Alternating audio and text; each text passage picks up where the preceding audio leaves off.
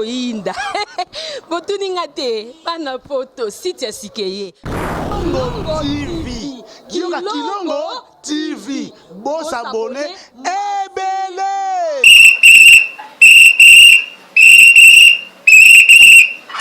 Kikaka leri nyoso. Kikaka Mopepa sika, tolima mopepa kalate. Mikolo, solingi osabone, obetika point. Kilongo TV. Kilongo TV. Bobeto be bokoto be na YouTube, bobeto be Kilongo TV. Po Kilongo TV, bokomona maijani. Wana bakataka te. Ngonga nyoso bokomona maijani na Kilongo TV. Wana nouveau ne kasi aza grand nani Kilongo TV. Oh Kilongo TV oh.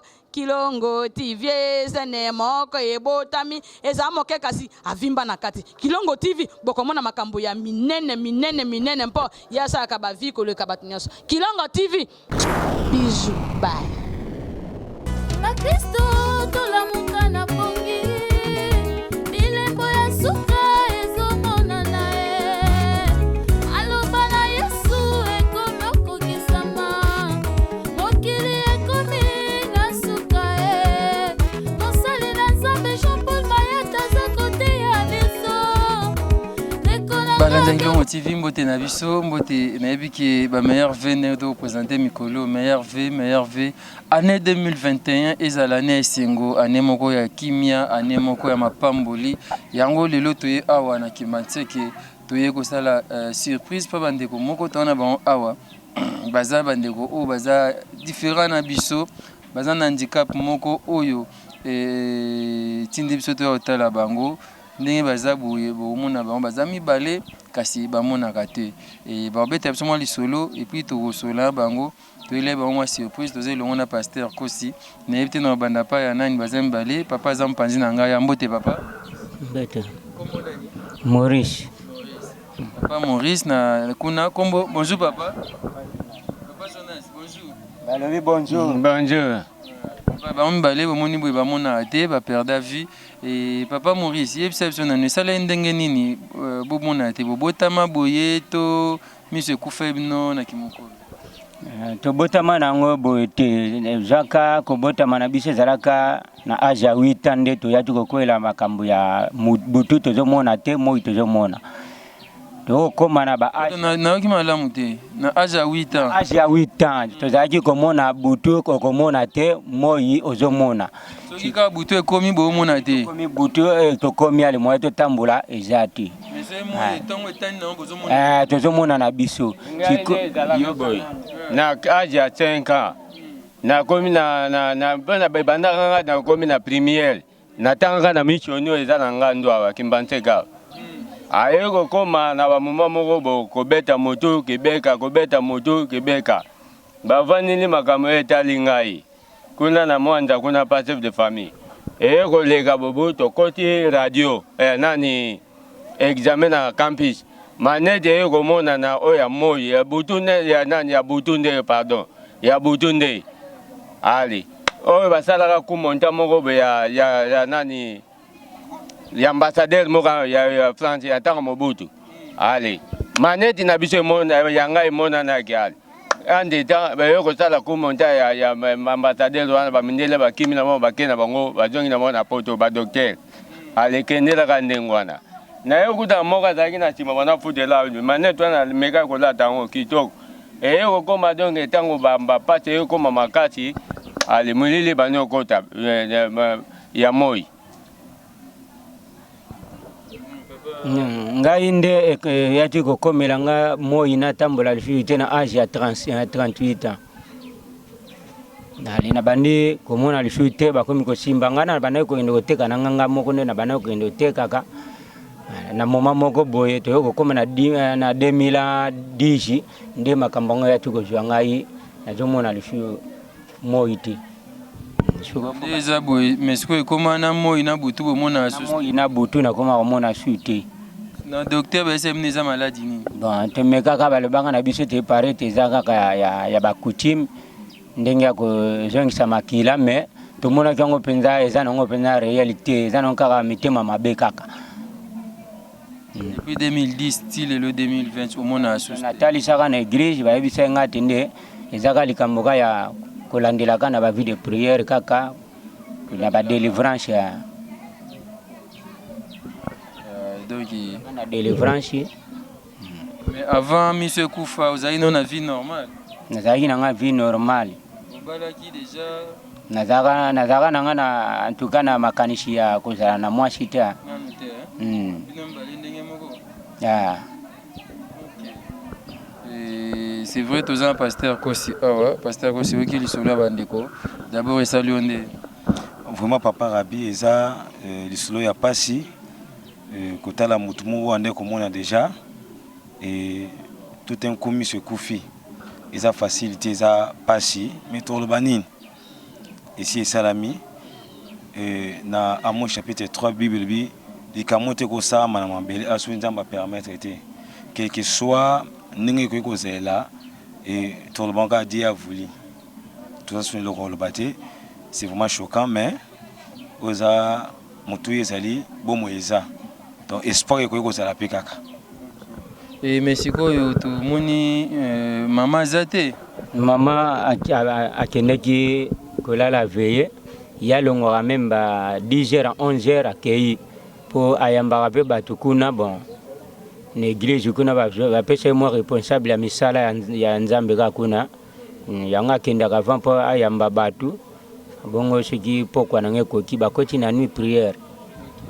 Mexico busaka ndenge nini il faut ko sokola il faut ko bongisa bilamba il faut ko lia busaka ndenge nini sikoyo mpona wana sikoyo en tout cas kaka na kolukaluka kaka nde nalukaka soki mpe mama aza nango tenga moko nabimi soki aza nango abimisi kaka tovivraka ndenge besoin mosusu ndenge ezalaka osokola orepasse elamba korepasse elamba nde en tout cas nakokaka lisusu te banda na banda korepasse nga moko nakokaka lisusu te banda nakoma bo napema motema dongi mokuse to natamboli kaka klaza molai de pema lisusu. Nzamba asunga vraiment nzamba asunga en fait biso to kende luka na nga nde nakende lukaka na banzela ya kolukaka ya mike mike ndenge nzamba permettre kaka kopesanga mo balisingi ya mike mike yango naka donk todebriaka ndenge wana koluka kokende kosenga to musala musala koluka oyo ozoloba kokesenga na nzela nde tomona bandeko bavendredi bazosenga to nde yango wana. Voilà, comprenez bandeko ba perdre vie baza na handicap ya bamona ate misu ozomona ndenge bazobweta boye bazomona te donc c'est un peu compliqué ndenge bandaki je crois que ba expliquer mais bon moyen ko ça les ate bino mo comprendre ndeko baza mibale ya na leki c'est ça non baza kulut na leki teza kulut na leki yende penza tutasha matoi penza ayokaka penza te koyoka penza koma difficulté makasi. Les mois passés, je crois que vous comprenez même les explications. Et Toyaki, en cadre de télé surprise, tu me mets une enveloppe, mon gars, de comment tu pasteur Zamba précision. Merci beaucoup Papa Rabi. Ningi Papa Rabi allait de Roloba. Et ça, na maman moi parti à Irlande. De parce que quelque chose a passé à cause de une enveloppe, boté la biso et Papa Maurice, bon parce quelque chose. Donc yango ka Papa Rabi, tu es nango yango. On va mon athée, tout bien nani boani maman zate. Ndeko yako zape ata témoin te. Nani yeah. Ndeko azala azomona toye na enveloppe maman mo atinda ina mikili ya poto alandaki bino nde tobi toyo apesa bino depuis Irlande. Voilà.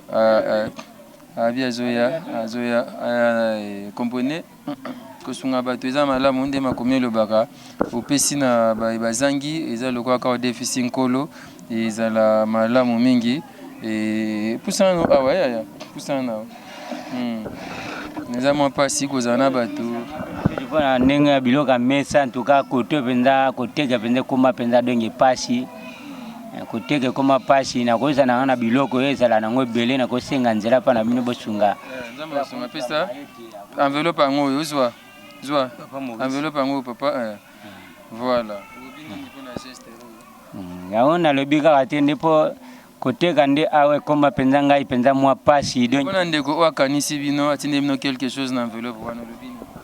En tout cas Nzambe apambola ye na nyonso oyo asali akoba kobakisile makasi na nzela mosala na ye soki mpe aza na mosala Nzambe apambola mosala na ye matata forition. Bon, après cela soki kobala Nzambe apesa ye mabala apesa ye libala. Merci beaucoup. Papa apesa ye misala.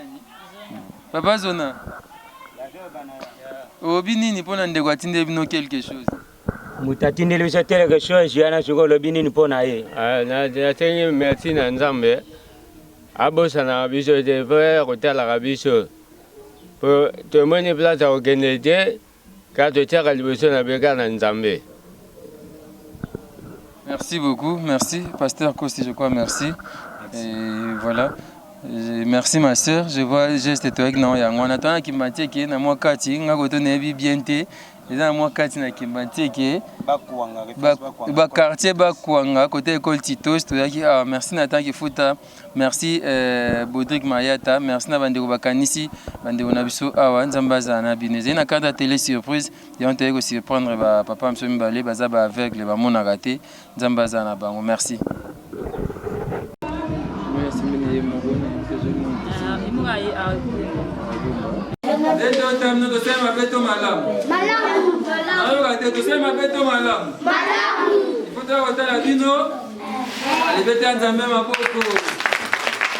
Ye azo continuer toujours kosala baction na ye malembe yango tomesana kobenga ye les sourires de tous les orphelins. Nabandeli bien, les sourires de tous les enfants orphelins. Yenani, Rabbi Mavinga avec Fondation Rabbi Mavinga. Bakendaki, na orphelinat ya mama Koko na munga fula, na kimbondo wana esika nini. Akendaki kosekisa bwa moke, bana oyo bazalaki na posa ya lisungi. Boye baki azalaki accompagné. Na quelques membres ya bureau esika nini. Batambolaki inde.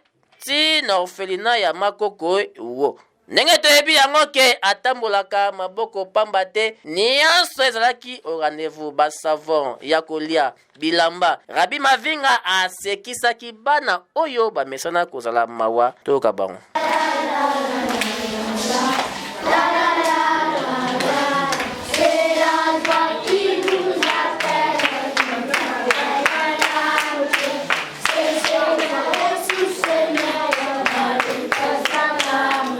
Fondation Oyo topesi bino merci na ndenge bozui likanisi ya roya ko soutenir mais loko na sengi ezala mbala ya suka te mais bo continuer de temps en temps tango bozui makoki boye en tout cas Nzambe abakisela bino po boyaka tout le temps oyo bokoki ko ya merci na bino banso boyende ezalaka Rabbi Mavinga tika ete Nzambe ya basakoli amona yo poko batango nyonso kokende liboso po ya boye jamais ezala.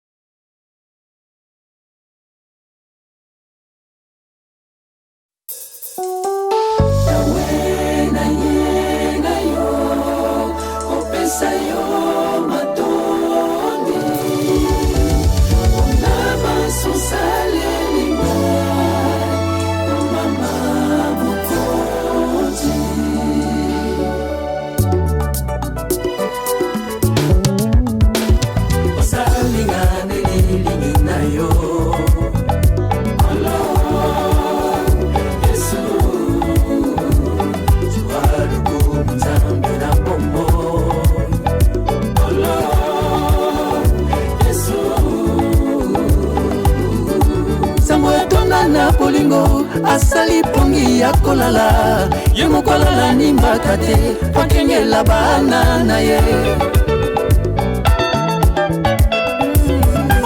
Dans la vallée de l'ombre et de la mort, je n'ai craint aucun mal pour moi, car je suis avec Christ à moi, c'est l'espérance de la gloire pour moi. C'est la victoire. toza kaka na esika moko yo tobundisaka mitema na biso esika ngonde liziba ya ngolu ya basantu nyonso kolo na ngonde nani ye yaya na biso yesu tokotalelaka butu na moye asimbisa biso bendela balongi ekoko ya jamais. Ton amour me suffit. Yonde nzambe ya évangile, yonde nzambe ya Kelani Mpata, yonde nzambe ya Jacques Vernon, yonde nzambe ya Edina Pala, yonde nzambe ya Dokuta Miguel, Yesu nzambe ya Jean-Paul Mayata, kolozwa lokumwe.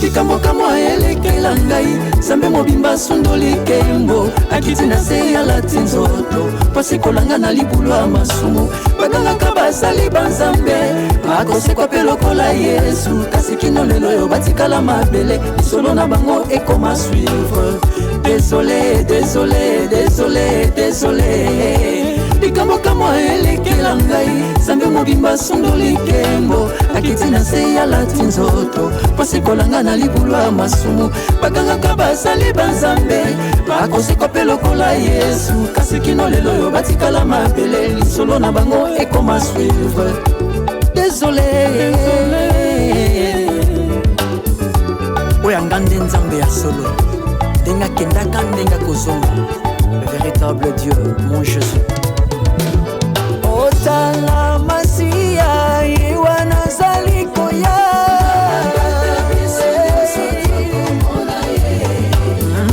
Jésus vivant, il est présent, il vit éternellement, mon Dieu vivant.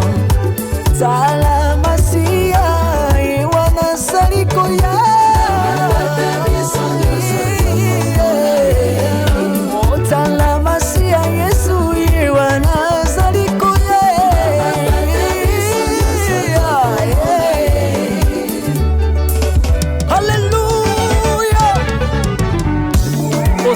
à celui qui vient au nom du Seigneur, celui qu'il faut adorer, les lions qui s'est fait l'agneau pour sauver l'humanité, Jésus-Christ de Nazareth.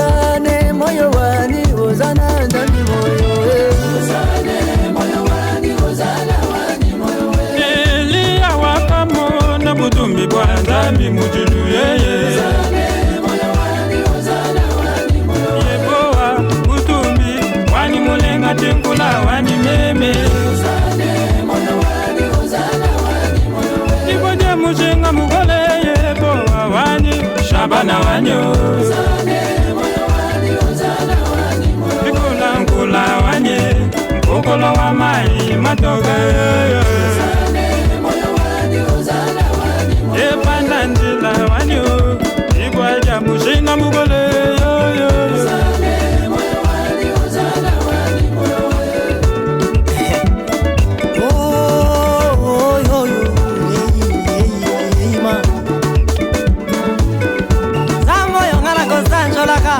Zambo tono na bulingo Zambo ya zara kabisa tote mi barete mi tano te minete Moto bate sambo tempe liboate uhuma Azara kaka ye moko Zambo ya mesana ko batela kangai Abatela kanga na butu Lokola likonzi na moto Ya tambo la kananga na moi Lokola nipata na kembo Zambenga na kotatola Seyo ye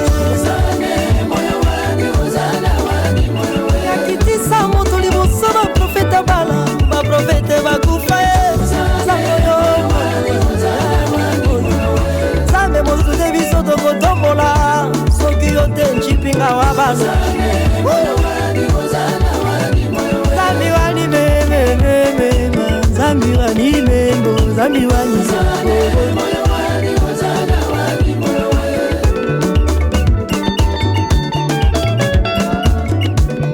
Ekometango akokomisa mokonzi na bakonzi basantu boza wapi Église Port du Christ boza wapi Bana CFC GRC Pusana Yesu alingaka boye Est-ce qu'il y a des milagres